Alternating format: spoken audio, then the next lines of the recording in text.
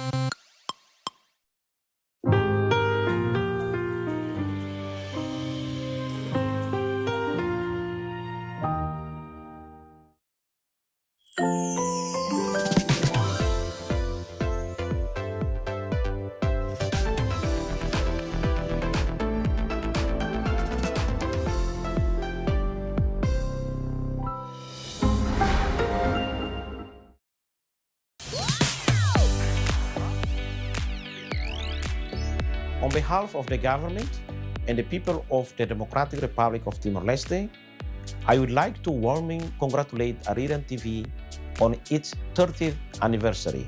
For 3 decades, Arirang TV has played an important role in connecting Korea with the world, sharing Korean culture, values, and stories with the global audience, while also giving space to diverse international voices.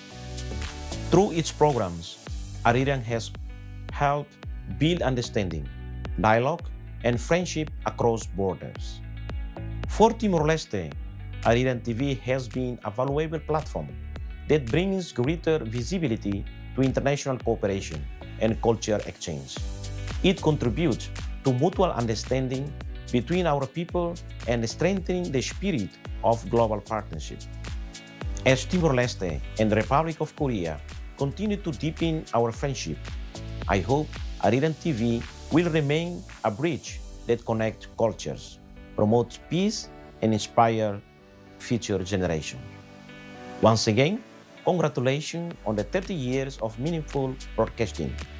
I wish Arirang TV continued success and many more years of positive global impact.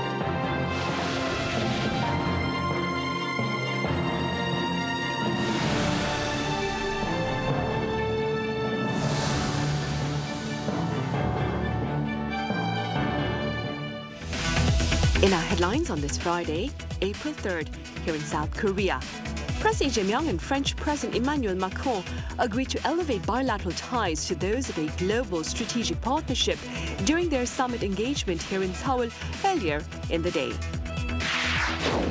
Meanwhile, U.S. President Donald Trump applauds an assault on a highway bridge near Tehran, announcing on social media that more would follow, while Iran denounces a targeting of its civilian infrastructure.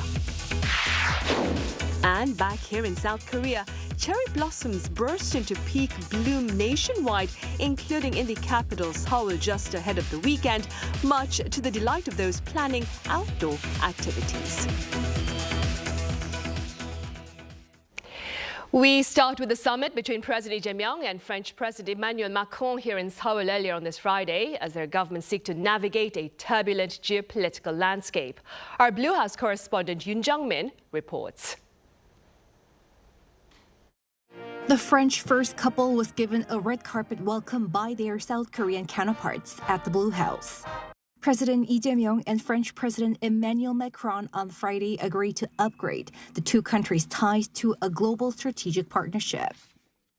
양국 관계가 글로벌 전략적 동반자 관계로 격상되었다는 점에서 이번 방안은 더욱 의미 있는 이정표로 남게 될 것입니다.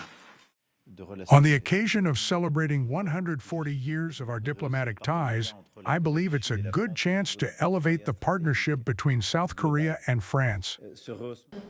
South Korea and France plan to strengthen their partnership in trade and investment, as well as critical minerals, AI, semiconductors, and nuclear energy. 오늘 체결되는 대한민국 한수원과 프랑스 기업 오라노, 프라마톰 간 양해각서는 우리 원전의 원료를 안정적으로 공급하는 것은 물론 글로벌 원자력 시장에 공동 진출할 기반을 마련할 수 있을 것입니다. As for bilateral trade volume in 2025, it's been doubled compared to a decade ago. It's been stimulated by the free trade agreement between the EU and Korea. I also plan to meet Korean businesses and discuss their investment plans in France. The conflict in the Middle East and its impact on global energy and economies were high on the agenda. 원자력 및 해상 풍력 분야의 협력을 확대하여 에너지 안보를 강화하는 한편으로 호르무즈 해협 내 안전한 해상 수송로 확보를 위해 협력하겠다는 의지도 확인하였습니다. As for the Middle East crisis and the conditions to ease the conflict, we need to make sure these issues are clearly resolved. We also need to ensure the reopening of the Strait of Hormuz. They also addressed efforts to resume dialogue with North Korea and achieving peace on the Korean peninsula. France is a permanent UN Security Council member and this year's host of the G7 summit. Their cooperation will also extend to cultural and people-to-people exchanges, including expanding a working holiday program. The French president invited President Yi to this year's G7 summit. This comes as Seoul sees a growing need to strengthen strategic communication with Paris amid global uncertainties. Yoon Jung-min, Arirang News. Meanwhile, First Ladies Kim Hye-kyung and Brigitte Macron visited the Nat'l Museum of Korea in Seoul on this Friday. They toured the museum's permanent exhibition hall, where they viewed well-known artifacts, including the Waegyu Changgak Igwe, royal records from Korea's Joseon dynasty. The collection was taken by French troops in 1866 and returned to Korea in 2011 under a permanent loan agreement. Elsewhere, U.S. President Donald Trump has applauded the assault on a highway bridge near Tehran, announcing on social media that, quote, more would follow. Iran, for its part, has denounced the targeting of its civilian infrastructure. Our Kim Bo-kyung has the latest. A day after U.S. President Donald Trump threatened to bomb Iran back to the Stone Age, he claimed responsibility for destroying Iran's largest bridge. Trump published footage showing the under-construction bridge between Tehran and Karaj collapsing on Thursday local time and warned there would be more to follow if a settlement is not reached. He added that Iran must come to the negotiating table before it is too late and before any chance of becoming a great nation again is completely gone. 8 people were killed and 95 wounded in the airstrike on the bridge, according to the Iranian media. In response to the attack, the Iranian military designated 8 bridges located in Kuwait, Saudi Arabia, Abu Dhabi, and Jordan as potential targets for retaliation. And Iran's Foreign Minister Abbas Araghchi posted on X saying strikes on civilian infrastructure would not force Iran to surrender, but only convey the defeat and moral collapse of an enemy in disarray. The strike on Iran's largest bridge comes after Trump addressed at the White House on Thursday, where he warned Washington will intensify strikes over Tehran with extreme force for over the next 2 to 3 weeks, making it go back to the Stone Age. Meanwhile, diplomats from more than 40 countries, including South Korea, held a virtual meeting on Thursday where they agreed to explore using sanctions to pressure Iran to reopen the Strait of Hormuz. The representatives strongly condemned Iran for hijacking the international maritime route and holding the global economy hostage. They agreed to increase pressure through the UN and come up with sanctions to bear down on Iran if the strait remains closed. Kim Bo-kyung, Arirang News. Also, in the Middle East, Iran appears to be advancing its assertion of authority over the Strait of Hormuz. Our Lee Seung-jae explains. Iran is moving closer to introducing a new system to oversee maritime traffic through the Strait of Hormuz, a critical artery for global energy supplies. Iran's Deputy Foreign Minister Kazem Garibabadi said Thursday that Tehran has nearly completed the first draft of a new navigation regime, which would be implemented in coordination with Oman. Under the proposal, Iran and Oman would jointly supervise ship movements through the strait. Iranian officials say the plan is designed to ensure safe passage and improve services for vessels, not to impose restrictions. Still, the move could expand Tehran's influence over one of the world's most strategically important shipping routes, which handles a significant share of global oil and gas flows. Traffic through the strait has already declined sharply amid the ongoing conflict involving Iran, the United States, and Israel, prompting some countries to consider alternative routes. Meanwhile, tensions are escalating beyond the waterway. Iran's Islamic Revolutionary Guard Corps said Thursday it carried out attacks on U.S.-linked steel and aluminum facilities across the Middle East. According to Iranian state media, the strikes are part of what Tehran calls the 90th phase of Operation True Promise, targeting sites tied to American capital and technology. Possible locations include facilities in Saudi Arabia, the United Arab Emirates, and Bahrain, as the extent of the damage has not been independently confirmed. The reported attacks come as 2 of Iran's largest steel producers halted operations following repeated airstrikes by the U.S. and Israel last week. Lee Seung-jae, Arirang News. Disruptions in global oil supplies are expected to reshape alliances around energy independence even well after the end of the conflict in the Middle East. Now, this is according to an analyst based here in Seoul. Our senior correspondent Oh Soo-young covers his thoughts. The impact of the Middle East conflict could stretch far beyond the battlefield, shaking not only energy markets, but the global order itself. This current conflict will change global energy order and maybe American dollar system, or maybe the link between the dollar and oil trade, and maybe in its entirety, American hegemony itself might change. That's according to Kim Yong-gu, a leading Korean policy advisor on global energy politics. Kim says the crisis was not sudden, but rooted in America's shale revolution, which made the US the world's largest oil and gas producer and ended its dependence on Middle Eastern supply. Ironically, the fact that America has become independent of Middle Eastern oil made Saudi and Middle Eastern countries look to China. Because most of oil exports that were directed to the United States now redirected to China. Iran, I think, is the best example. 90% of Iranian oil exports go to China.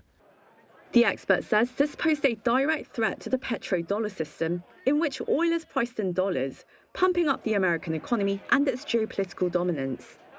By attacking Middle East, I think the immediate impact will be Korea, Japan, even China, to make sure that their energy system is okay. They want to diversify away from the Middle East. The first country they look to will be American. American oil, American gas, which is what Korea is doing. But Kim says any short-term gain for Washington could come at a far higher long-term cost. As the conflict stretches on and the Strait of Hormuz becomes increasingly weaponized, the dollar's grip on global oil trade and regional politics is under direct pressure. Iranian government announced that those who pass Hormuz Straits must pay in yuan, not in dollars. So clear that, very clear that what Iran wants and how they connect to China.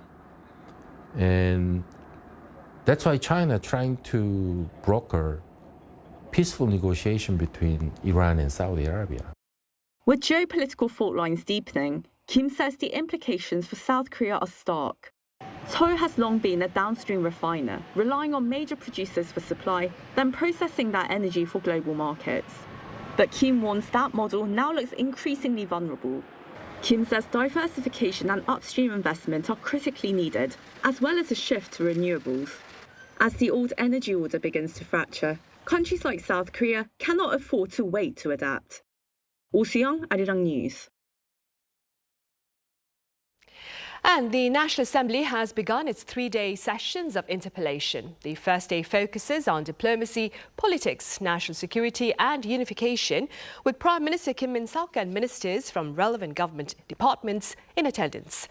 The ruling Democratic Party continues to highlight the Lee Jae-myung administration's pragmatic diplomacy and efforts for economic stability.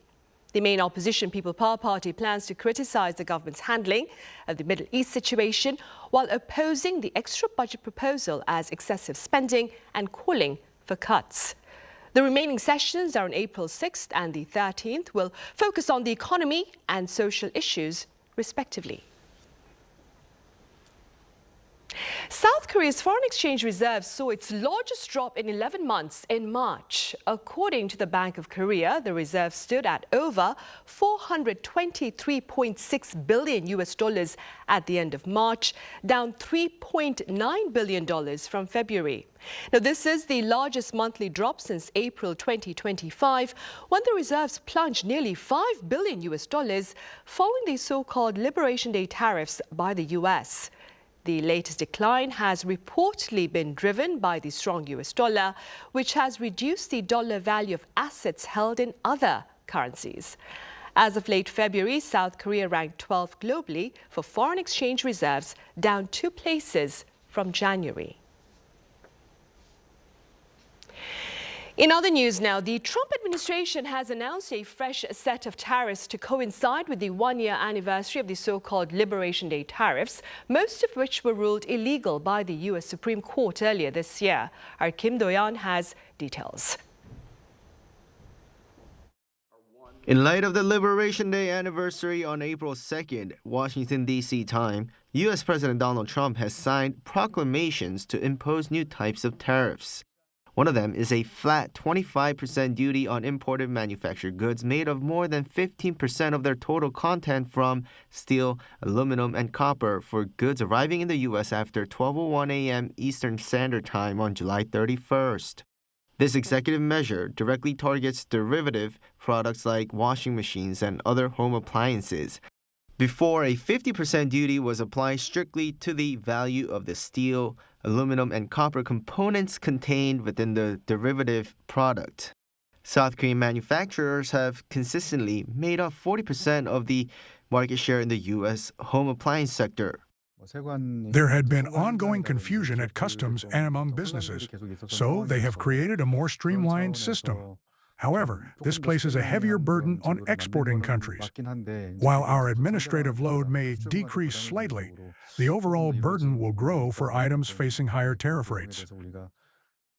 Simultaneously, Washington is targeting the medical sector, levying a 100% tariff on patented pharmaceuticals and their active ingredients. However, the impact on South Korea's pharmaceutical industry is expected to be contained. Under a bilateral agreement reached last November, South Korean pharmaceutical exports face a reduced 15% tariff, considered as a most favored nation. Furthermore, the U.S. proclamation explicitly exempts generic medications from these new tariffs. South Korea does export some patented drugs to the U.S., but it primarily exports generic drugs. While a few companies might take a hit, the overall effect on the country's total pharmaceutical exports will not be that significant. Also, according to the Ministry of Trade, Industry and Resources, the short-term export impact of the new 15% U.S. pharmaceutical tariffs will be limited by a one-year exemption for biosimilars, while Seoul plans to closely consult with Washington to ensure fair treatment on future trade measures. Kim Do-yeon, Arirang News.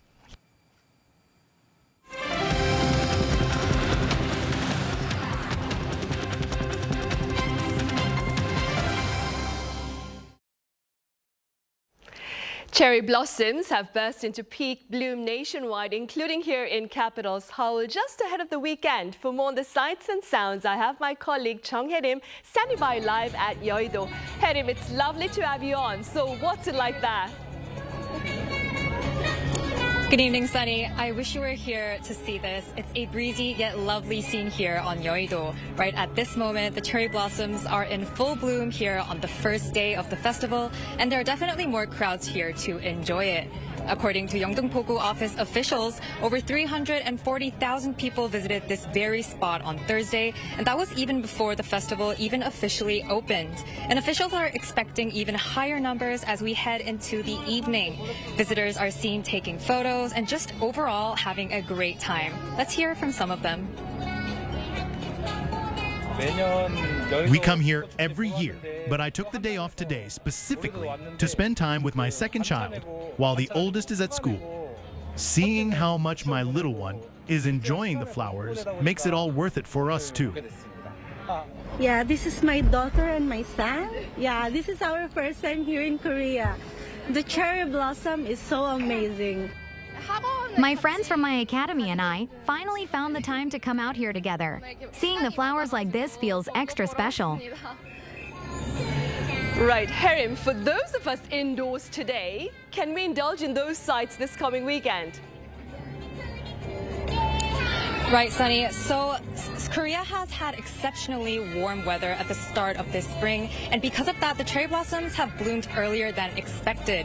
They started blooming on March 29th, which is 6 days earlier than last year, also meaning the flowers are in full bloom right now. The peak is expected to hold steady through this weekend, but there's a high chance of rain on Saturday.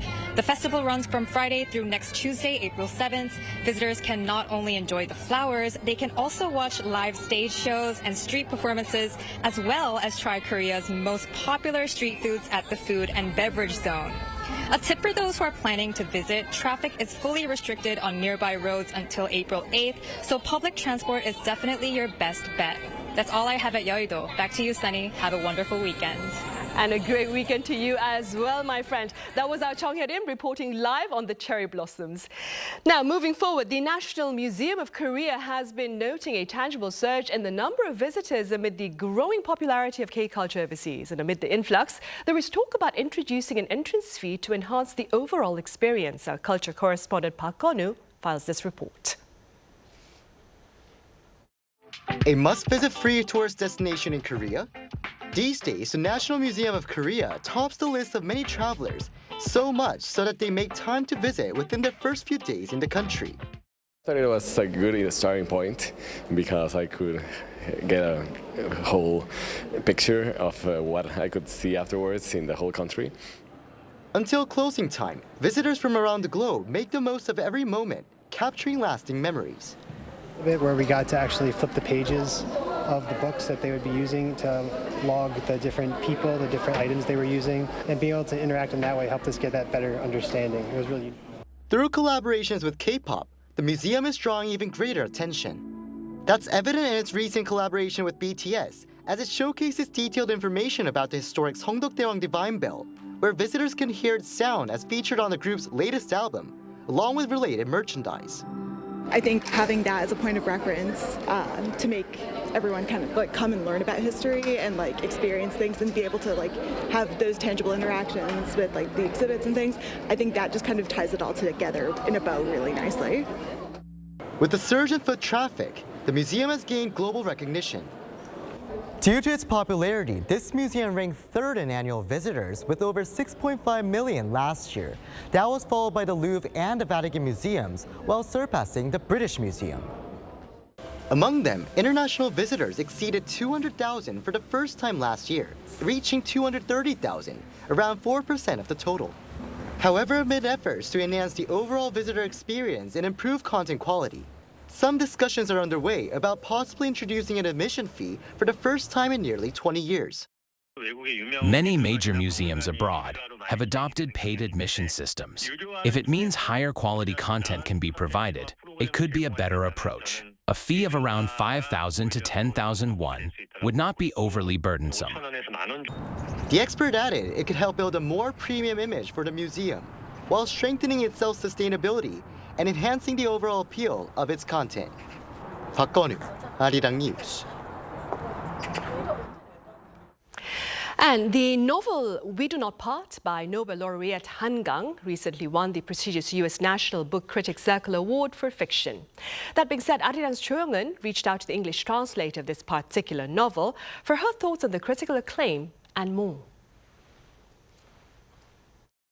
The growing recognition of the Han Gang novel We Do Not Part marks a significant moment, as it is one of the first Korean literary works to introduce the Jeju 4-3 incident to a broad international readership.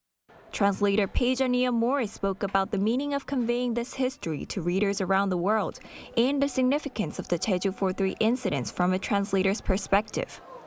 I think part of the translation work is also kind of joining the writer in this mission of making sure that these stories are not erased, or they don't continue to be erased and they don't end up forgotten.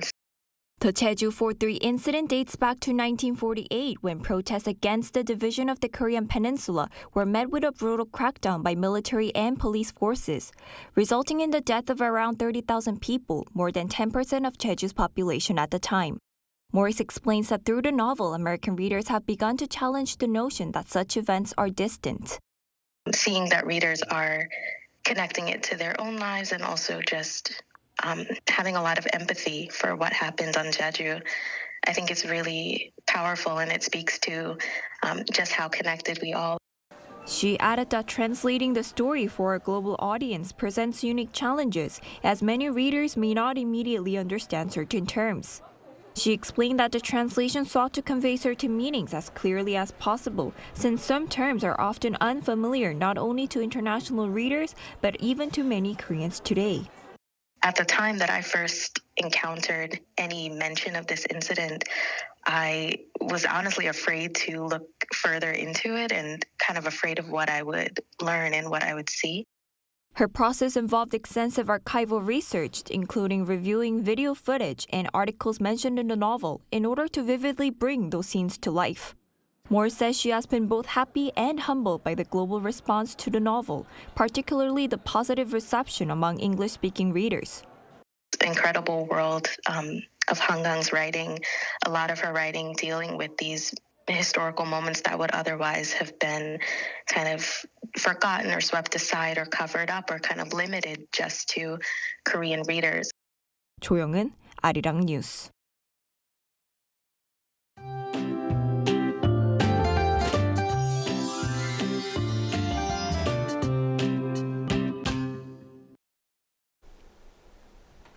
Cherry blossoms are in full bloom this weekend, but it looks like rain is on the way starting tonight. The rain will mostly clear by tomorrow afternoon, although it may linger into the late afternoon in some inland areas of Gangwon-do province and Chungcheongbuk-do province. Rainfall is expected to be quite heavy, with over 150 millimeters of rain in the mountainous areas of Jeju-do Island, 40 to 60 millimeters of rain across much of the central and southern regions. Seoul will be also seeing 5 to 20 millimeters of rain. Tomorrow we're expecting large temperature swings. Seoul will start the day at 11 degrees Celsius, Chuncheon at 9 degrees, Busan at 14 degrees. Then by the afternoon, Seoul will get up to 17 degrees, Daegu at 19 degrees, Jeju at 15 degrees. There will be more rain beginning Sunday night, starting in Incheon and northwestern Gyeonggi-do province. And another round of rain is expected nationwide through Monday. Now here's a look at the weather around the world.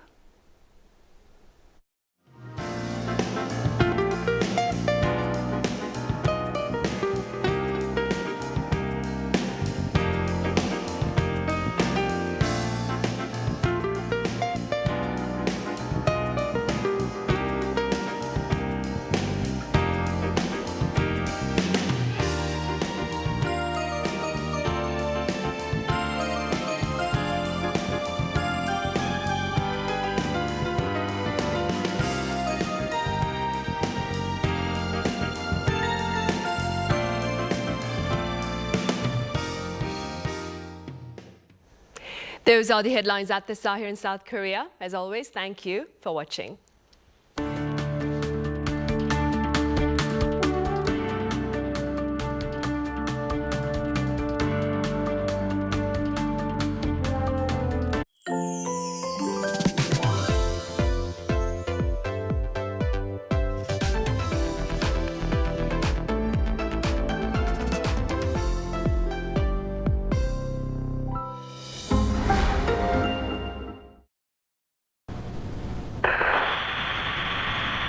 Good evening and welcome to the 10 o'clock edition of Arirang News.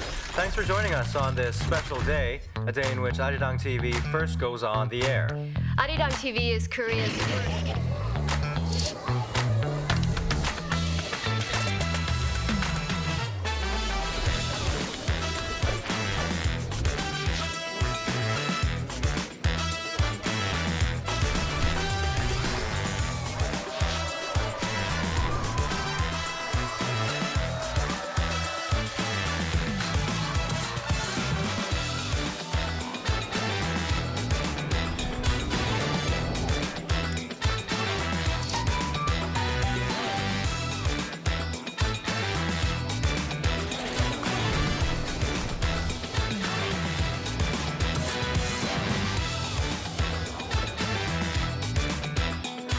From all of us here at Arirang, thank you for watching. Here's to the next 30 years.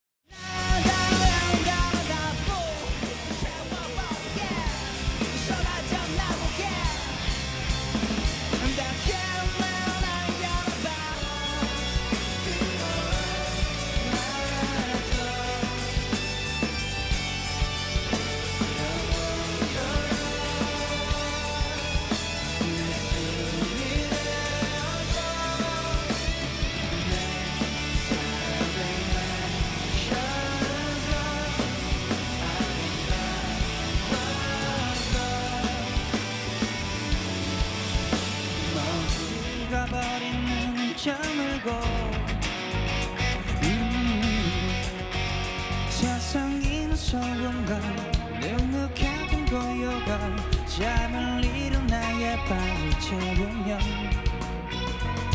뭉툭해진 성격 나의 길을 다듬어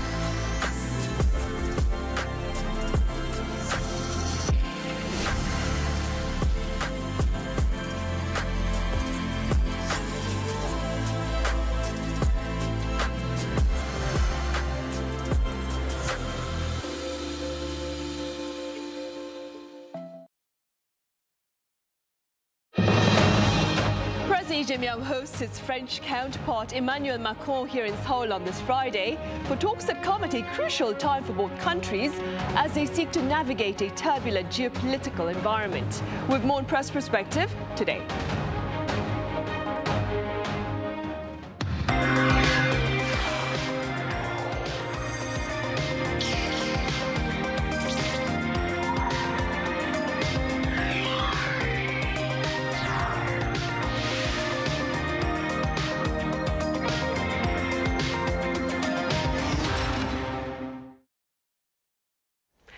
Hello and welcome to Press Perspective for this Friday, April 3rd here in Seoul. I'm Min Sun-hee. Just hours ago, President Lee Jae-myung and his French counterpart Emmanuel Macron held a joint press conference after their summit here in Seoul, where they agreed to elevate bilateral ties to those of a global strategic partnership. For more on this, I have Camille Ruiz with French international radio broadcaster RFI here in the studio. Camille, it's great to have you here. Thank you for having me.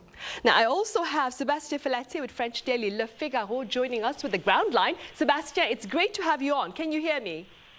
Yes, I can hear you very well. Sorry not being in the studio.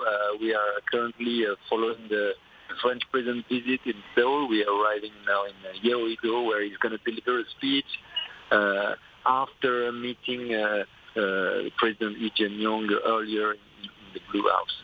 Right, indeed.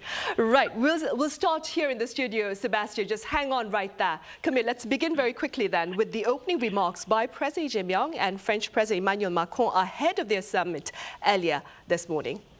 Yeah, sure. So Emmanuel Macron arrived yesterday for a two-day visit, state visit. It's his first trip to South Korea since taking office in 2017. He has been re-elected after a previous term, and he's visiting for the 140th anniversary of bilateral diplomatic ties between the two countries, and the two presidents are plan to discuss cooperations in various fields, including trade, investment, culture, education, artificial intelligence, space, as well as science and people-to-people exchanges. And they had dinner yesterday, and ahead of the dinner, Emmanuel Macron paid tribute to French soldiers who died during the Korean War at the War Memorial in Yongsan, and he said it was an opportunity to honor them and to all the contingents who fought alongside the United Nations for freedom and peace. Right. Sébastien, I wonder, what can you add about the atmosphere surrounding these latest engagements between the two presidents as you cover them from the ground? Yeah, well, this is basically the first real meaningful engagement with the two leaders, because they had met briefly in the margin of an international summit, the G20 summit, a few months ago. But this time is the first really sit down for the two of them, and they decided to build some trust. Last night, President Lee Jae-myung invited President Macron and his wife Brigitte for a working dinner in the pavilion in the next to the Blue House, and they are a more intimate moment over a dinner prepared by a Michelin star cook. And apparently from diplomatic sources, this was a meaningful engagement. It lasted longer than expected, and the two couple, the president and the first lady, could exchange and know each other better. But they also talk about very substantial issue, including crises, international crises like the Middle East. And today, the President Macron thanked President Lee for what he called so-called frank exchanges, very frank exchange between the two of them, which means at least they could have a proper conversation beyond the diplomatic usual exchanges. Sébastien, the two leaders also held a joint press conference after their summit today. Could you tell us a bit about that particular event and your takeaways? Yes, I was at this press conference just earlier, and this was the moment where they officially announced to the elevation of the partnership between the two countries to a so-called strategic global partnership. And President Lee pledged to do more in the current environment of international turmoils. President Macron developed that issue and said we need to do more, we need to build more, building on our common history of 140-year anniversary of diplomatic relation, but he said it's necessary to do more. He even mentioned about, of course, AI. They mentioned about quantum research. They talk about nuclear, and they also talk about defense. But a lot of memorandum of understanding, some agreement, but no big major contract, but like a pledge to advance in a more tangible way cooperation with these two powers who are facing a lot of pressure these days on the global scene from a big power like the US and China. Right. Camille, so this year, Korea and France mark 140 years of diplomatic relations, as both you and Sebastian have been saying. For the sake of some context, could you walk us through the diplomatic relations between the two countries over the past years, with perhaps the focus on the more defining moments? Yes, so the two countries established formal ties in 1886 when the Treaty of Friendship, Commerce and Navigation was signed between France and the Joseon dynasty. So the Joseon dynasty was between 1392 and 1910. And by the way, the Emperor Gojong gave a present at the time to French President Sadi Carnot to commemorate the establishment of diplomatic ties between the two nations.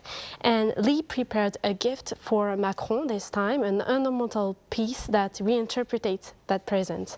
The original one is in the Musée Guimet in Paris. And in 1953, as we talked about earlier during the Korean War, the French soldiers, the French troops fought alongside the United Nations to support the South. There is an impressive place, by the way, in Busan that commemorates soldiers of all nationalities, United Nations Memorial Cemetery. It's in the middle of the town, but very quiet, peaceful. I don't know if you visited it, Sunny, but I highly recommend it. Visitors can learn a lot about this period, and there are French veterans who wished to be buried there. In 1965, the two countries signed the Korea-France Cultural, Technological and Scientific Agreement, which has been reinforced last years with more specific areas and methods of cooperation. And one of the best examples is the use of French technology in the KTX train, equivalent to the French TGV.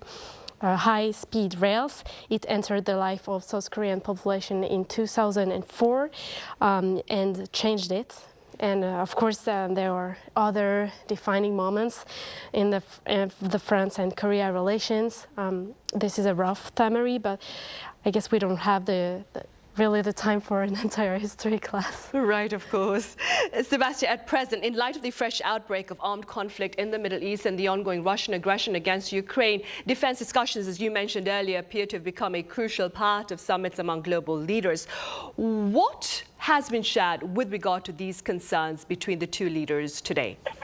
Yeah, indeed, they of course talk about this crisis, which concern everyone, and they started about the energy crisis, the impact of this conflict on both countries, and we know how Korea is dependent on oil from the Middle East, even more in Europe.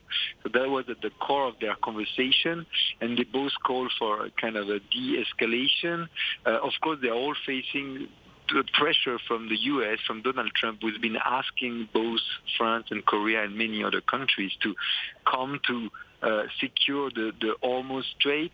That's a major headache for these countries. So they have been talking about how they could work together in a coalition to, in the future, send a way to police the strait. But they both insist, I mean, at least France has been insisting this was possible after a ceasefire, once the fight has calmed down. So this is the key point out there in answering to the U.S. is the idea that to prepare together a coalition of countries, and France, the U.K., and many other countries are involved in this effort, and Korea has joined. And this is a concrete way where two countries are trying to cooperate on this.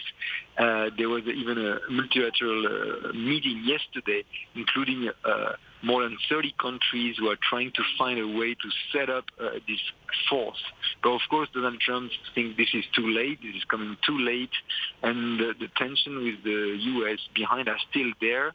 And that has been discussed, but in private. In public, there was no direct challenge to the U.S. Donald Trump. Although yesterday French President Macron talked to the French press and he was pretty direct and criticized heavily the erratic way the U.S. president was dealing with this crisis and how he was also undermining NATO. So different vibes, I would say. The Korean side was much more diplomatic, but we will be unseen. There's a lot of concern also on their side on this issue. And this is probably something we're going to have to watch in the coming days and weeks, how these countries can really tangibly set together a coalition to address this pressing issue. Right, indeed. Camille, in the meantime, though, ahead of this particular summit, one foreign media platform highlighted what it believes is a shift by France from, and I quote, strategic autonomy to consideration of South Korean defense equipment. Could you tell us a bit more about this? Yes, so the quality of South Korean defense equipment is recognized by a lot of countries. Poland bought Korean-made battle tanks.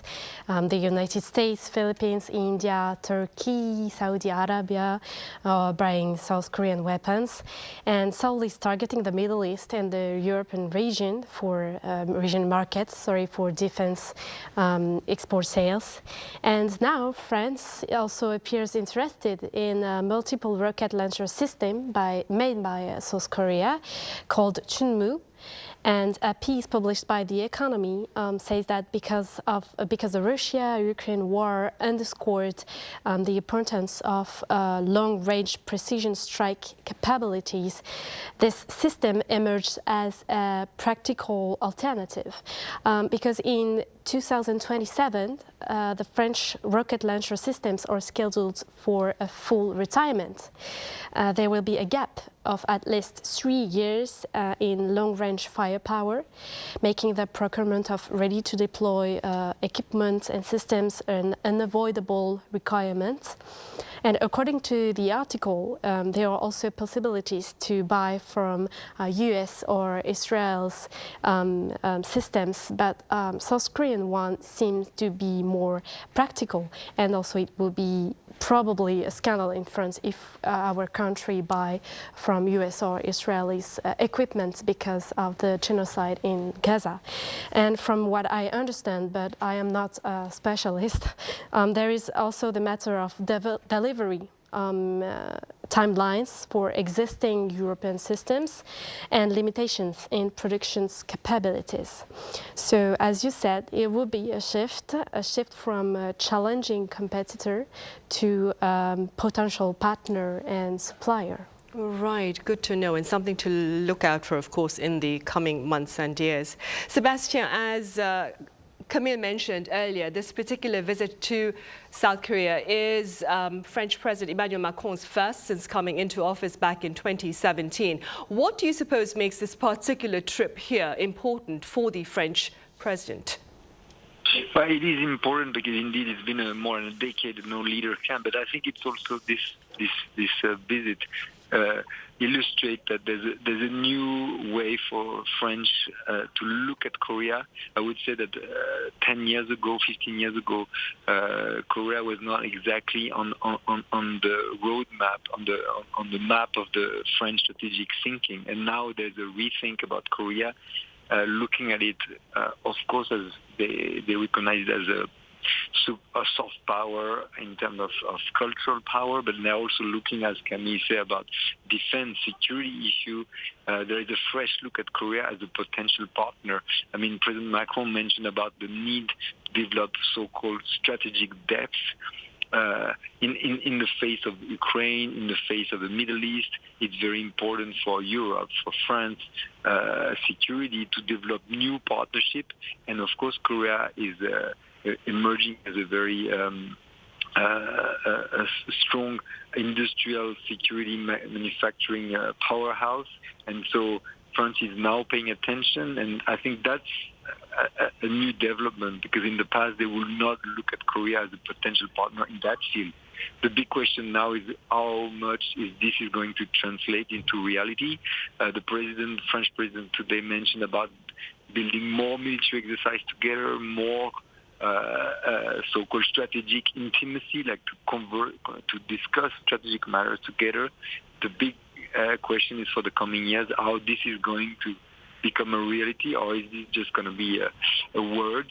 At least for now, they're starting to talk about it. So I would say it's the first step. We need to see if this materialize further than that, and whether Korea is ready to actually embrace this new avenue, which requires also some commitment more to the Europe, to France, and of course they have to balance this with the US and with other major players in the region. Right. And speaking about South Korea, Camille, what makes President Lee Jae-myung's diplomacy with his European counterparts all the more important at this particular time in geopolitics? Well, first of all, France is a permanent member of the UN Security Council, and a key European Union country. So upgrading the bilateral ties and seeking to deepen the strategic communication is a strategic move. Lee's pragmatic policies needs and seeks cooperation, and South Korea will benefit from a more stable international order, as Lee said in an opinion piece in Le Figaro. Sebastian media outlet, right? That was published back on Thursday, right? Right, one day ahead right. And even if he shared peaceful statements towards, for instance, North Korea, the North Korean answer was not very encouraging, let's say. And even if Lee is in front of the media, in front of the camera, joking with Xi Jinping, Seoul is still under pressure from Beijing about many things, and Taiwan specifically. And of course there is Russia joining forces with North Koreans on certain specific points, such as the war in Ukraine and in the field of defense in general too. Of course there is also the United States, and it's very unpredictable President Trump, who can suddenly wake up and decide to kidnap the leader of a country. And Washington has been a very powerful ally of Seoul since at least the Korean War. American bases are still in the territory, and young Korean men can choose to serve alongside the American troops for their military service. So, if I'm not wrong, yeah. But this ally cannot be fully trusted anymore, especially in terms of defense. And I think that's why Lee emphasized cooperation between enlightened and democratic countries, even if democracy in France is in decline if we look at citizens' trust in politicians, for example. But yeah, I guess it's all relative, and it's another story. Right, indeed. That's a story for another session, I suppose, then. I'm afraid we'll have to leave it at that, then. Camille, as always, thank you so much for your time and your thoughts. Thank you, Sunny. And Sebastian, thank you very much for your insights today. Thank you very much. Sorry for not being in the studio. Have a good day. Right, you too. We'll see you hopefully soon, in the near future, then. Yes, of course, of course. Right, that ends this week's editions of Press Perspective. As always, have a great weekend. See you back here same time on Monday.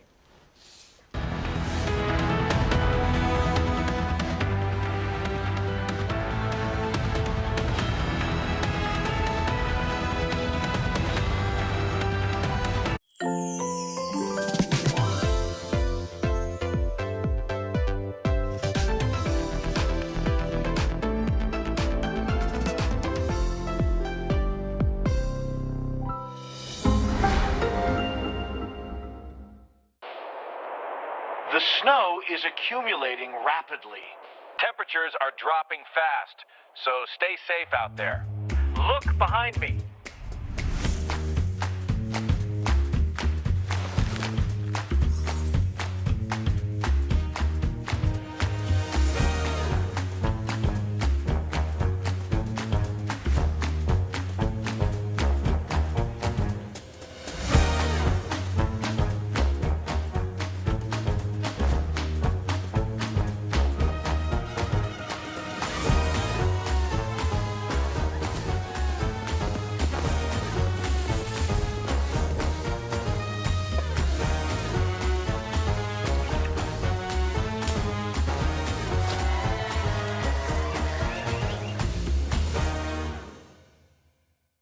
How to survive in Korea. Workplace. Step 1. Lunchtime. The most important morning routine is to check today's menu.